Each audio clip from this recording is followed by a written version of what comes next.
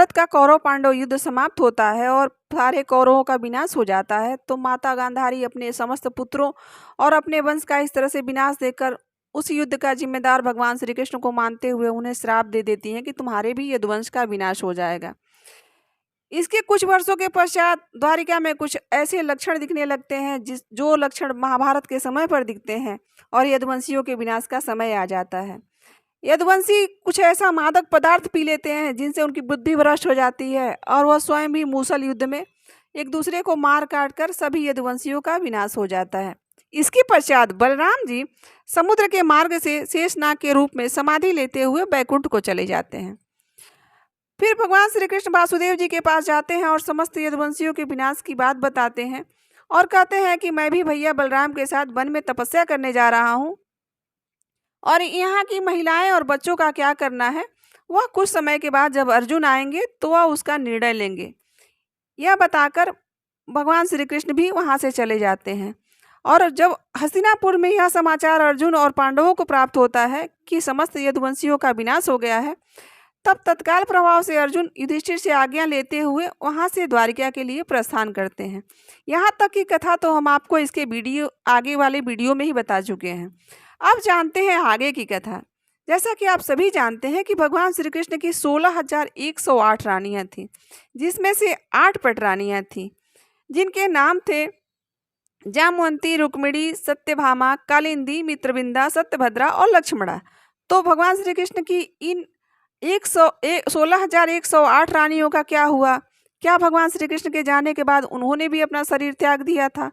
और यदुवंश की बाकी महिलाओं और बच्चों का क्या हुआ? इसी से संबंधित आज हम कहानी लेकर आए हैं।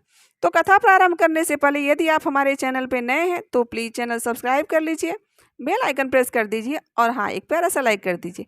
तो चलिए जानते हैं आगे की कथा। हस्तिनापुर में जब यह समाचार अर्जुन को प्राप्त होता है कि समस्त यदुवंशियों का विनाश हो गया है और मुझे वहां पर पहुंचना है, तो अर्जुन वहां से तत्काल प्रभाव से द्वारिका के लिए प्रस्थान करते हैं। जब अर्जुन द्वारिका पहुंचते हैं तो वहां पर करुण रुंदन देखकर वहां पे सभी महिलाएं और बच्चे जो विलाप कर रहे हैं वह सुनकर अर्जुन को बहुत दुख होता है। इसके पश्चात उस नगर में सिर्फ 2 ही पुरुष जीवित रहते हैं, एक वासुदेव जी और एक भगवान श्री कृष्ण के परपौत्र वज्रनाभ। अब ये वज्रनाभ कौन है? तो वज्रनाभ अनिरुद्ध के पुत्र थे और अनिरुद्ध प्रद्युम्न के पुत्र थे। प्रद्युम्न भगवान श्री कृष्ण के पुत्र थे, तो वज्रनाभ भगवान श्री कृष्ण के परपौत्र हुए। अर्जुन जाके वासुदेव जी से मिलते हैं और अर्जुन जब उस नगर में पहुंचते हैं तो किसी भी महिला या बच्चा, किसी को भी यह बात नहीं बताया जाता है कि बलराम जी और भगवान श्री कृष्ण इस लोक को छोड़कर चले गए हैं। अर्जुन सिर्फ यह बात वासुदेव जी को बताते हैं। तब वासुदेव जी कहते हैं कि हाँ, श्री कृष्ण जाने से पहले मुझसे यह कहकर गया था कि यहाँ की महिलाओं और बच्चों का निर्णय कुछ समय के बाद जब अर्जुन आएगा तो वह लेगा, और जब सभी लोग यहाँ से प्रस्थान कर जाएंगे तो यह द्वारिका नगरी समुद्र में विलुप्त हो जाएगी। यह सब बात वासुदेव जी और अर्जुन के बीच में होती है और अर्जुन से कहते हैं वासुदेव जी कि पुत्र, मेरा भी अब अंतिम समय आ गया है, मेरा अंतिम संस्कार तुम ही करना। ये दोनों के बीच जब बात समाप्त होती है तब अर्जुन आराम करने के लिए दूसरे कक्ष में चले जाते हैं और अर्जुन एक रात वहीं व्यतीत करते हैं। अगले दिन जब सुबह अर्जुन उठते हैं तो उन्हें पता चलता है कि वासुदेव जी ने भी अपना शरीर त्याग दिया है। यह समाचार सुनकर अर्जुन को बहुत दुख और शोक होता है। उसके पश्चात अर्जुन वासुदेव जी के अंतिम संस्कार की तैयारी करते हैं और एक जगह पर ले जाकर वासुदेव जी का अंतिम संस्कार किया जाता है। जब वासुदेव जी का अंतिम संस्कार होता है तो उनकी जितनी रानियां थीं, उनके भी कई विवाह हुए थे, उनकी समस्त रानियां वासुदेव जी के साथ ही सती हो जाती हैं, उस चिता में समाहित हो जाती हैं।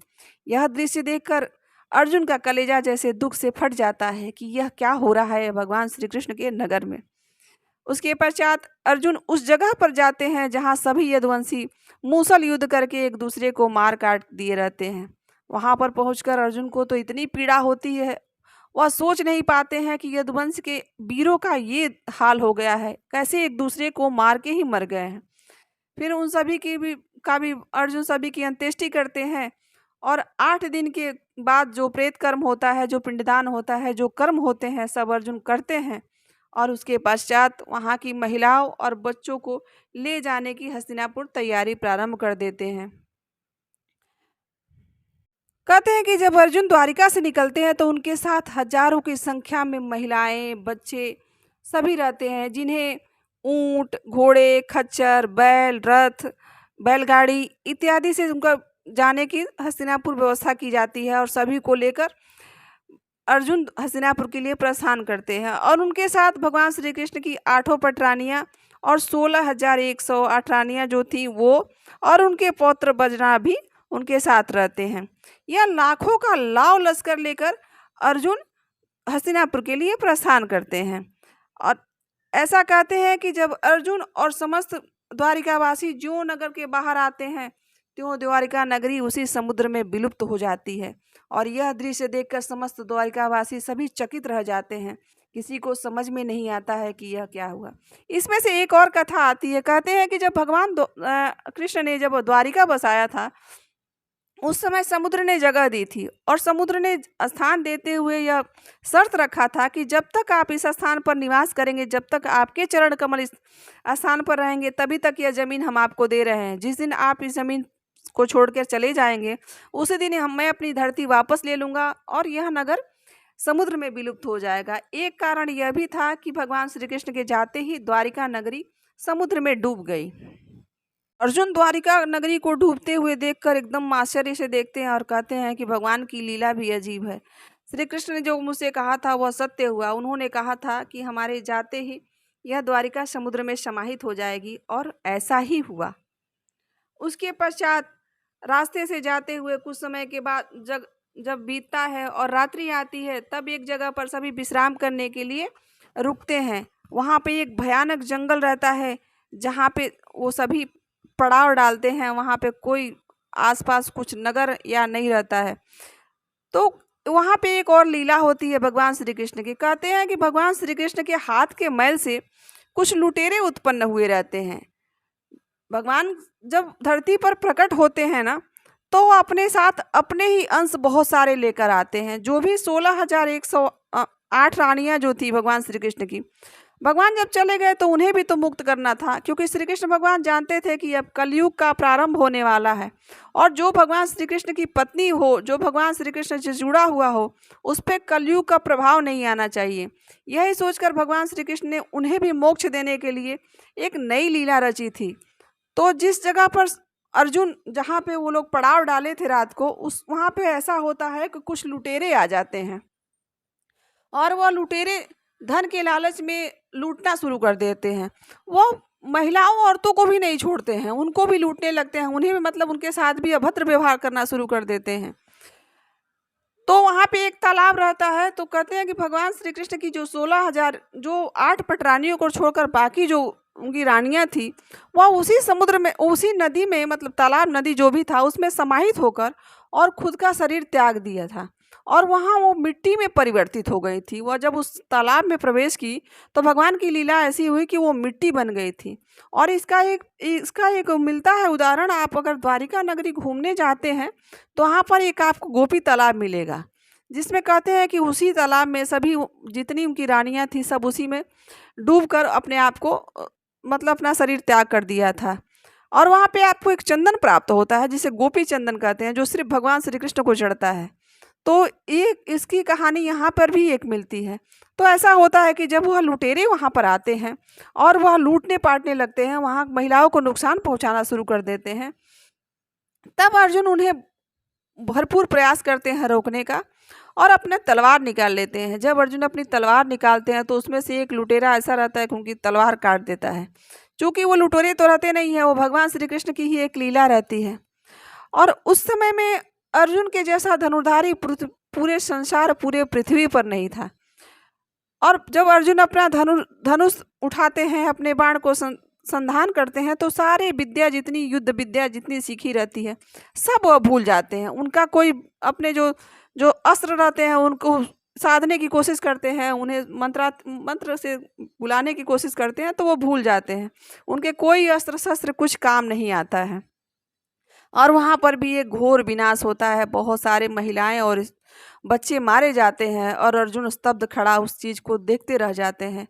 उनके समझ के सब परे रहता है, उन्हें समझ में कुछ नहीं आता है कि उनके साथ यह क्या हो रहा है।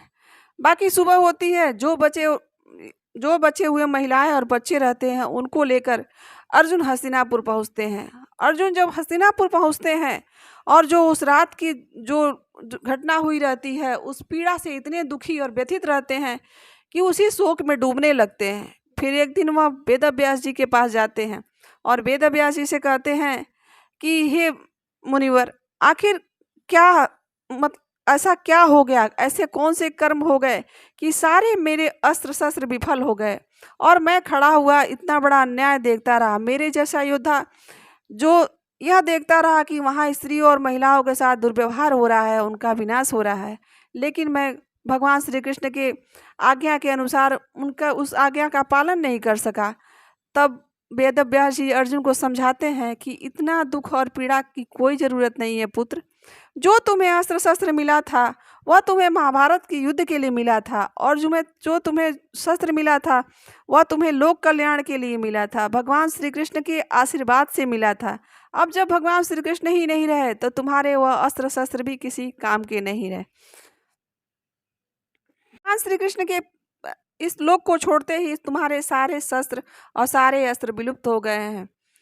उसके पश्चात जो यदुवंश की जो महिलाएं जो गर्भवती थी और जो बचे हुए बच्चे थे उनको हस्तिनापुर में बसाया जाता है, और पांडव द्वारा जो पौरपौत्र थे भगवान श्री कृष्ण के बज्रनाभ, उन्हें इंद्रप्रस्थ का राजा बना दिया जाता है। भगवान श्री कृष्ण की जो 8 पटरानियां थी उसमें से रुक्मिणी और जामवंती स्वयं को अग्नि में प्रवेश करके आत्मदाह कर ले मतलब इस लोक को छोड़ के चली जाती हैं, और सत्यभामा और अन्य जो रानियां रहती हैं वो वन में तपस्या करने के लिए चली जाती हैं। इस प्रकार से भगवान श्री कृष्ण के वंश में सिर्फ वही एक बच जाते हैं, उनके परपौत्र, जिनका नाम था बज्रनाभ, जो कि इंद्रप्रस्थ के राजा बनाए जाते हैं। तो दोस्तों, इस खास प्रसंग के माध्यम से मैंने आपको आज बताने का प्रयास किया कि भगवान श्री कृष्ण के इस लोक को छोड़ के जाने और द्वारिका के डूब जाने के बाद यदुवंशियों का क्या हुआ और यादव वंश कैसे बचा। अगर आपको कहानी कहीं भी अच्छी लगी हो तो प्लीज़ चैनल को सब्सक्राइब कर लीजिए, बेल आइकन प्रेस कर दीजिए और एक प्यारा सा लाइक कर दीजिए। और हाँ, इस खास संदर्भ का प्रसंग आपको महाभारत की कथा मौसल पर में भी मिलता है, आप वहाँ से विस्तार से पढ़ सकते हैं। तो चलिए मिलते हैं किसी और वीडियो के साथ। यहाँ तक बने रहने के लिए बहुत बहुत धन्यवाद।